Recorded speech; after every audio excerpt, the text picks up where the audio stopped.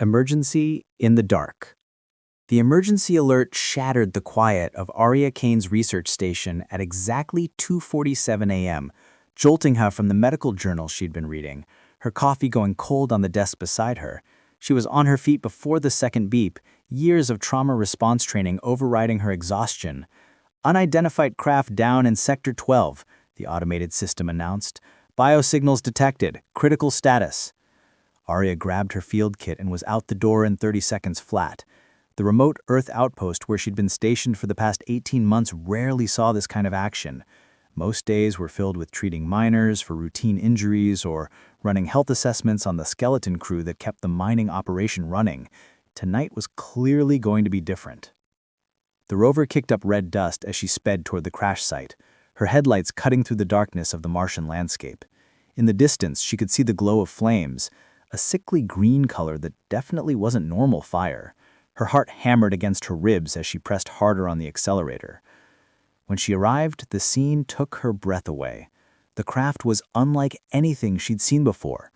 Smooth metallic surfaces that seemed to shift colors even as they burned. Already her training kicked in, scanning for survivors, assessing immediate dangers, planning her approach.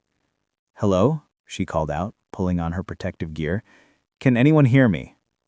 A sound came from inside the wreckage, something between a groan and a melody. Arya's hands trembled slightly as she approached. This was it. First contact, and she was completely alone. She activated her helmet cam, knowing that whatever happened next needed to be documented. The entrance hatch was partially open, bent from impact. She squeezed through carefully, her flashlight revealing the interior. The technology was breathtaking.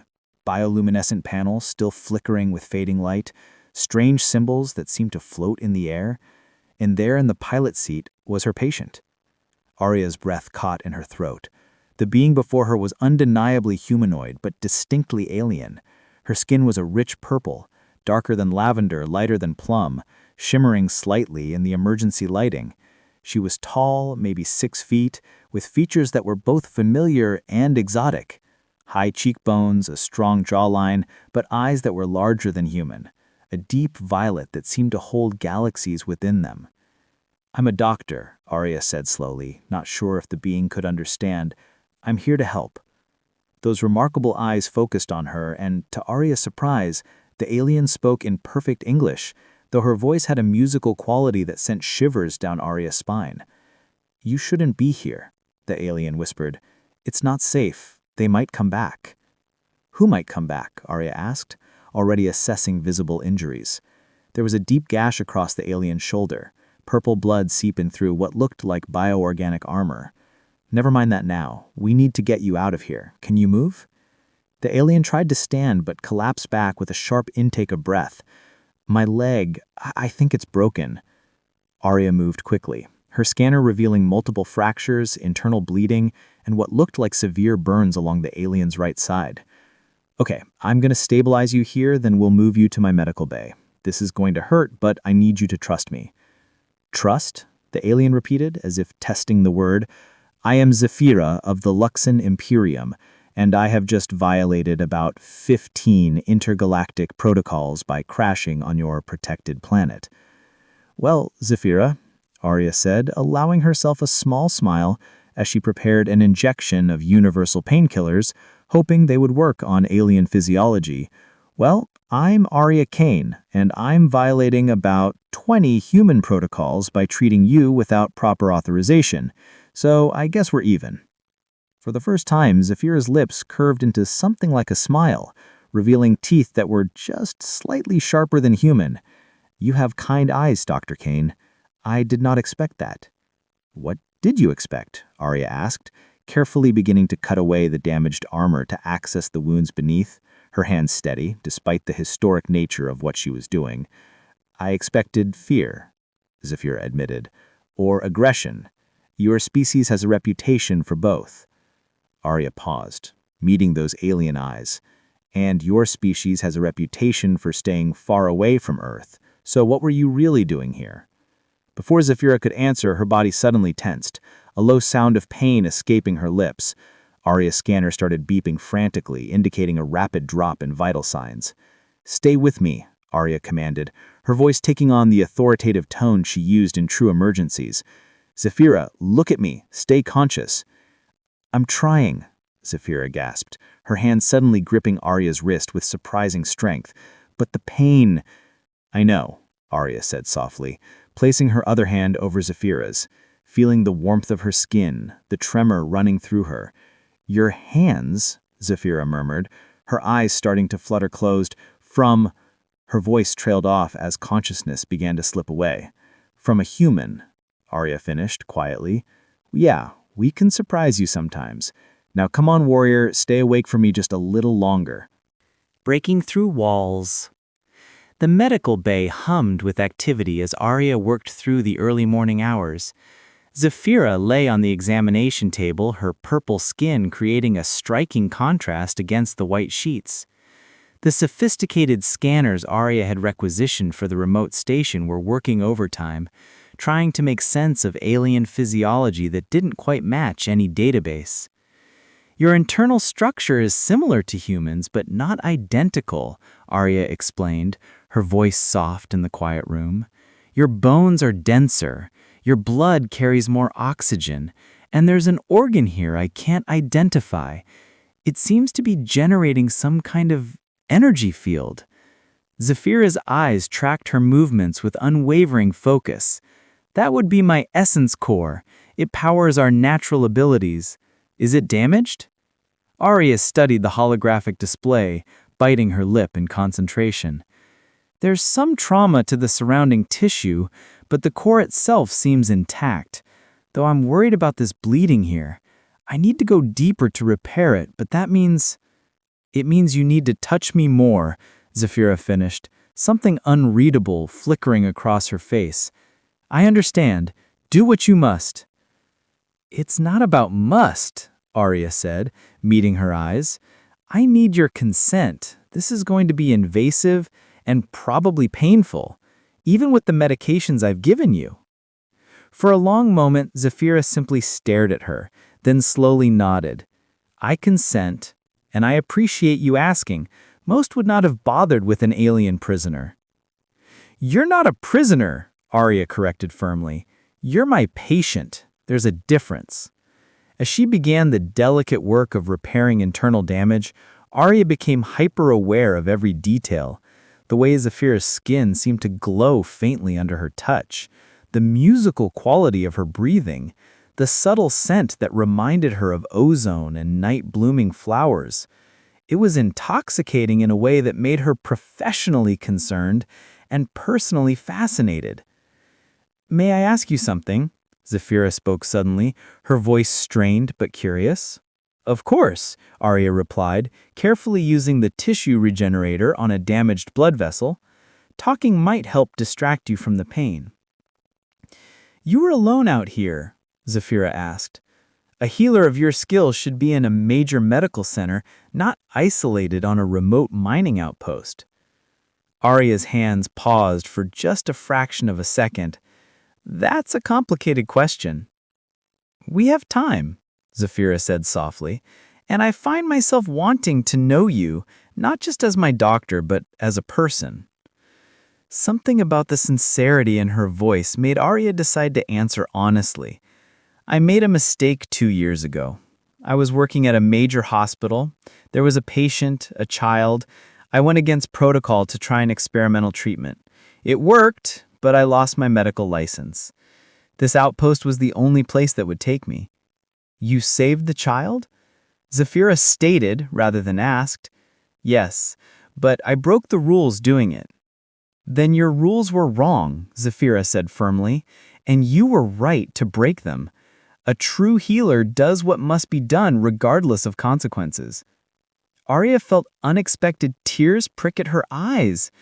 "You're the first person who said that. Everyone else called me reckless." "Perhaps reckless is what healing sometimes requires." Zafira's hand moved slowly, cautiously, until her fingers brushed against Arya's arm. "I think you are brave, Dr. Kane." "Arya," she corrected softly, "when someone sees that deep into you, they should use your first name. And what should I call you? Is Zafira your full name?" Among my people, names carry power. Zephyra is my warrior name. My birth name is Zephyra Lintaris, but those close to me call me Zeph. Zeph, Arya tested the name, smiling. I like it. It suits you. The purple of Zephyra's cheeks darkened slightly, a blush that Arya found absolutely captivating. You were the first human to speak it. Somehow that feels significant. As the hours continued, the conversation flowed more easily. Zephyra told stories of her world, of purple skies and silver seas, of cities that floated on clouds of luminescent gas. Arya shared her own memories, of Earth before she came to Mars, of her family who'd stopped speaking to her after the scandal, of the loneliness she'd carried for so long. I was part of a reconnaissance unit, Zephyra admitted as Arya finished closing the last major wound. We were tracking something dangerous, a ship carrying weapons that could destabilize your solar system. When they detected us, they fired. I managed to damage their navigation systems before they hit me. They crashed somewhere in your ocean, far from any population centers. Arya's hands stilled. You saved potentially millions of lives. It was my duty, Zephyra said simply, then winced as Arya began working on her leg. But I did not expect it to hurt quite this much. I'm sorry, Arya murmured, her fingers gentle as she realigned the fractured bone. I know this is painful.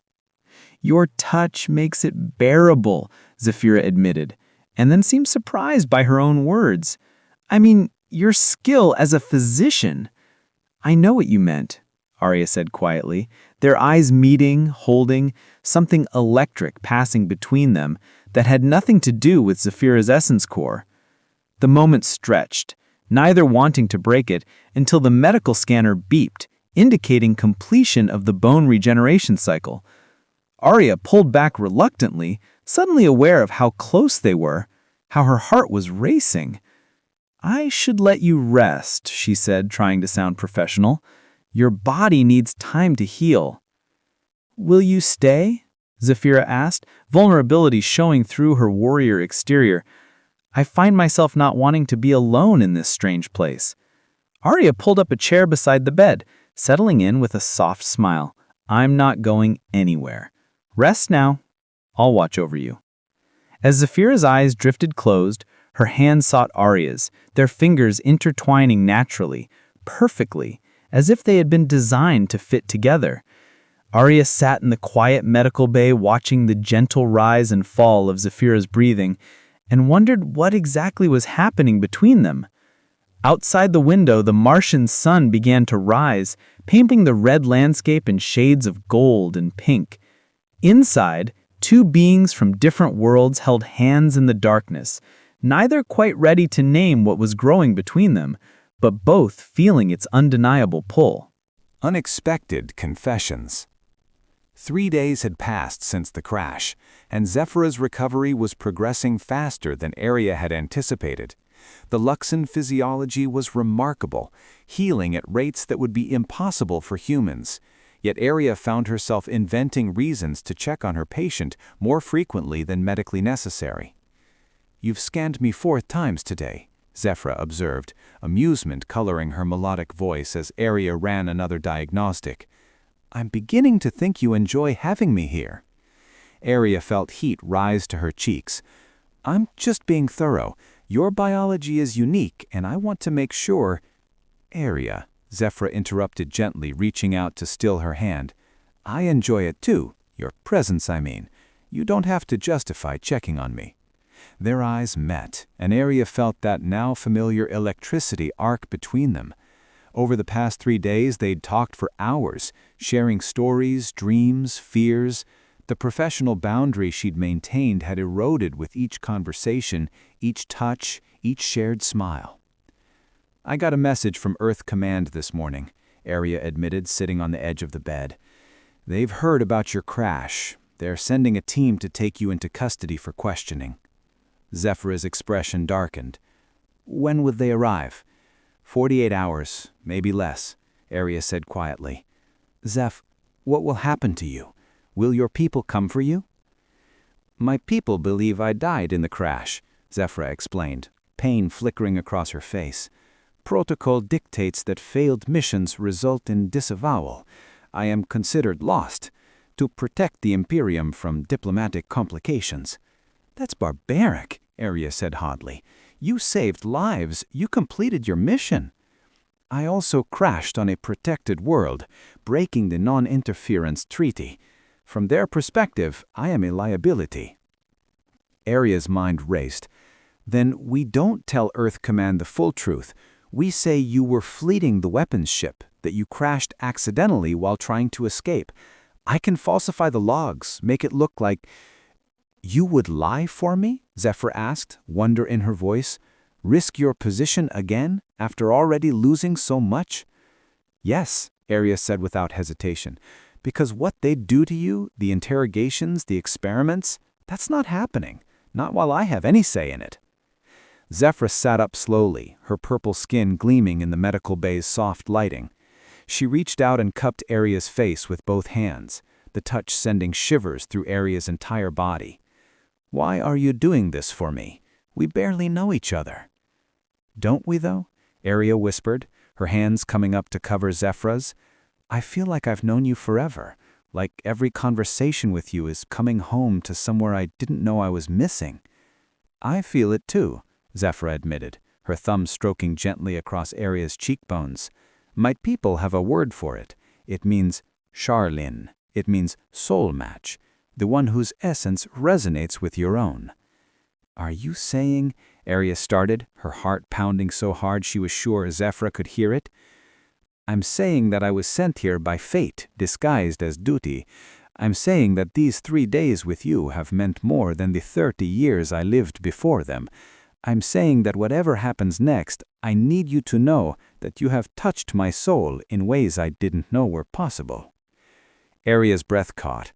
"Zeph, The words died as Zephyr kissed her, soft and tentative at first, then deeper as Arya responded, her hand sliding into Zephyr's dark hair, pulling her closer. The kiss was everything Arya had secretly been wanting for 3 days, electric and tender, passionate and gentle all at once. When they finally pulled apart, both breathing heavily, Zephyr rested her forehead against Arya's. "I should not want this. You are human. I am Luxon. There are 1,000 reasons why this is impossible." "Then let's focus on the one reason why it isn't," Arya murmured. "We want each other. Everything else is just details we'll figure out." "You make it sound simple." "Maybe it is," Arya said, kissing her again, slower this time, savoring every sensation, the warmth of Zephyr's skin, the way she tasted like starlight and possibility, the small sounds of pleasure she made. Zephyr's hands moved to Arya's waist, pulling her closer until there was no space between them. "You are extraordinary, Arya Kane, brave and brilliant and so very beautiful." "Look who's talking," Arya breathed against her lips. "You're literally the most stunning being I've ever seen, inside and out." They spent the next hour simply holding each other, stealing kisses between whispered confessions. Arya learned that Zephyr's skin was most sensitive along her collarbone, that she had a habit of humming when content, that her eyes literally sparkled when she was happy. "Tell me about your world," Arya asked, her head resting on Zephyr's shoulder. "What would your life be like if you could go back?" She was quiet for a moment, her fingers tracing patterns on Arya's arm. "I was a soldier. It was all I knew. I had no family left, no attachments. I volunteered for dangerous missions because I had nothing to lose. But now—" "Now?" Arya prompted. "Now I find myself wanting to live, wanting a future I never allowed myself to imagine, wanting mornings where I wake beside you, wanting to learn everything about your world, your people, wanting time we may not have." Arya lifted her head, looking into those violet eyes. "Then we make time. We find a way. I won't lose you, Zeph, not when I just found you. Earth Command will want to study me, use me as proof of alien life. Then we don't let them take you," Arya said firmly, a plan beginning to form in her mind. "My research station has an emergency shuttle. It's old but functional. We could get you to the Outer Rim, to one of the independent colonies where no one asks questions." You would come with me, Zephyra asked, hope and fear warring in her expression. Did you think I'd let you go alone? Aria smiled. Besides, someone needs to make sure you don't re-injure yourself. You're a terrible patient. I am an excellent patient, Zephyr protested, laughing. I follow all your instructions. You tried to walk on your broken leg yesterday. I was attempting to surprise you with breakfast. From the medical supplies cabinet. They dissolved into laughter, holding each other close. The moment was perfect, pure, and too brief. The sound of approaching vehicles shattered the peace. Aria's blood ran cold as she checked the external cameras. No, Aria whispered. They're early. Earth Command is here now. Zephyra was already moving, warrior instincts overriding pain. How many? 6 soldiers, heavy weapons. Aria's mind raced. We need to get to the shuttle. There's a back corridor they might not know about. Aria, if we run, you can never come back. You'll be a fugitive. Aria grabbed her emergency pack and took Zephyra's hand. Then I guess we better make it worth it. Come on. They ran through the corridors as alarms began to blare behind them, Aria's heart pounding with fear and exhilaration. She was throwing away everything, her position, her chance at redemption, any hope of returning to Earth.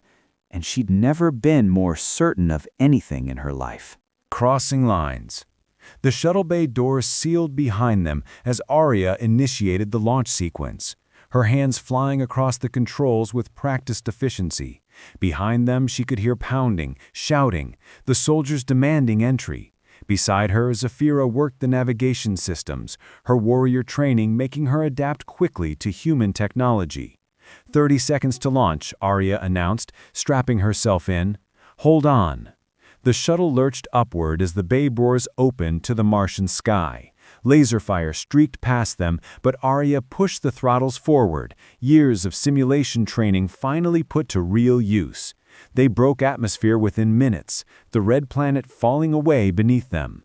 We made it, Zephyra breathed, disbelief and joy mixing in her voice. Aria set the autopilot for the Outer Rim colonies and turned to find Zephyra staring at her with an intensity that made her breath catch. You gave up everything for me. I chose you, Aria corrected, unbuckling and moving to her. There's a difference. I chose this. I choose you. Every time. Zephyra pulled her close, kissing her with desperate passion, all the fear and adrenaline of their escape transforming into need. Aria responded in kind, her fingers tangling in Zephyra's hair as she deepened the kiss. They stumbled back toward the sleeping quarters, neither willing to break contact. Are you sure, Zephyra whispered against her lips? Once we cross this line? I've never been more sure of anything, Aria said, guiding them through the door. What followed was tender and passionate, exploration and discovery. Aria learned the landscape of Zephyra's body, the places that made her gasp, the touches that drew musical sounds from her throat. Zephyra was equally attentive, worshipping Aria with hands and lips, whispering words in her own language that sounded like prayers. What does that mean? Aria asked breathlessly, as Zephyra traced patterns on her skin. What you keep saying? Lintaris Shar, Zephyra murmured. It means you are my home, my heart, my everything. Aria pulled her down for another kiss. Then take me home. Hours later, they lay tangled together, the ship's quiet hum surrounding them. Aria traced the purple skin of Zephyra's shoulder, marveling at how perfectly they fit. No regrets? Zephyra asked softly. Only that we didn't do this sooner, Aria smiled. What about you? I regret nothing. You are worth everything I've lost and more. But their peace was short-lived. An alert chimed from the cockpit. Aria reluctantly pulled away, throwing on clothes as she went to check. Her blood ran cold at what she saw on the scanner. Zeph, you need to see this. Zephyra joined her, her expression hardening as she read the display. A Luxan warship, they're hailing us. I thought you said they disavowed you. They did, Zephyra's jaw clenched, which means they're here to ensure I stay silent, permanently. A choice between worlds. The face that appeared on the comm screen was coldly beautiful. Another Luxan with deep purple skin and silver hair, wearing the insignia of a commander. Zephyra Lintaris, you were declared dead, Yet here you are, stealing human vessels and compromising our security. Commander Thane, Zephyra said formally, I completed my mission. The weapon ship is destroyed. At the cost of exposing our presence to humanity, you've left us no choice. Surrender yourself and we will grant the human mercy. Refuse and we destroy you both. Arya felt Zephyra tense beside her, saw the warrior calculating odds, preparing to sacrifice herself. No, Arya said firmly, squeezing her hand, we face this together. Arya, you don't understand. They will kill you. Then they'll have to catch us first. Arya turned back to the controls, her mind racing through options. Then she saw it, a debris field ahead, remnants of old mining operations. Zeph, can you pilot? Yes, why? Because I have an idea. It's crazy, but it might work. Arya's fingers flew across the navigation console. We use the debris field as cover, make them think we've crashed, then loop back and use their own blind spot to escape. That's suicide, Commander Thane warned, clearly monitoring their systems. You'll never make it through. Watch me, Arya said, and pushed the shuttle into a dive.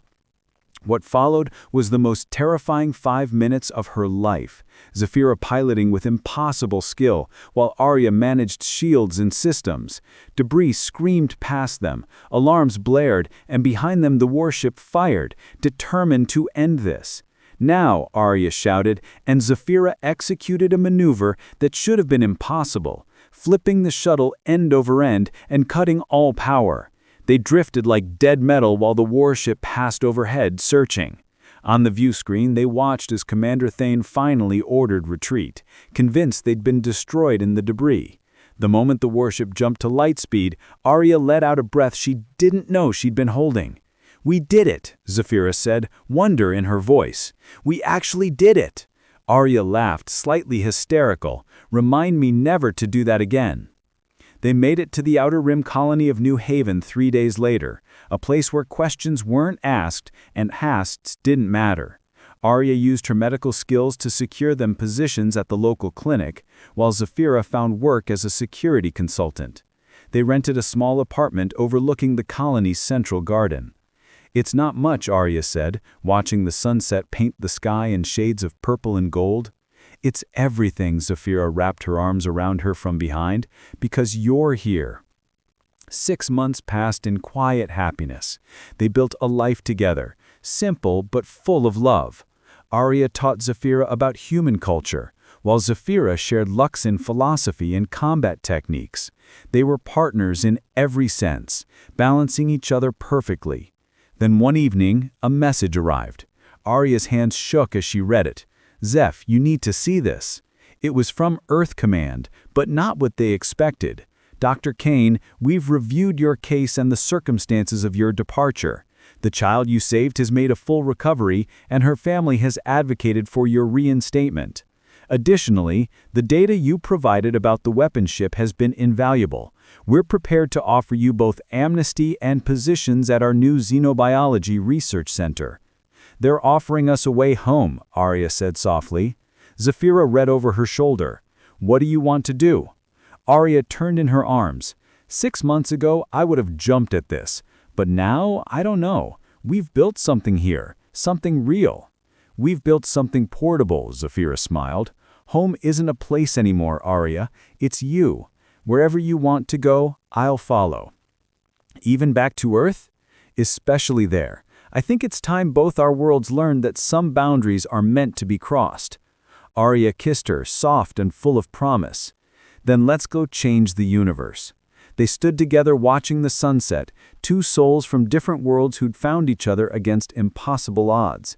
They'd been through crashes and chases, fear and fugitive life, and come out stronger on the other side. You know what the best part is, Arya said, leaning into Zephyra's warmth. What's that? I came out here to be alone, to hide from my mistakes, and instead I found you, found us, found that sometimes the best things happen when you stop running and start living. And I learned that warriors don't just fight battles. Sometimes the bravest thing is opening your heart, letting yourself be vulnerable, letting yourself love. As stars began appearing in the darkening sky, they made their plans. They would return to Earth, would help bridge the gap between their peoples, would show both worlds that connection transcends biology, that love recognizes no borders. It wouldn't be easy. There would be challenges, prejudice, obstacles they couldn't yet imagine, but they'd face it all together, hand in hand, heart to heart, two healers who'd found their greatest cure in each other. The universe was vast and full of mysteries, but Arya and Zephyra had discovered the greatest mystery of all, that sometimes a chance encounter, a moment of compassion, a willingness to see beyond differences could change everything. Their story was just beginning, and the stars themselves seemed to shine brighter in celebration.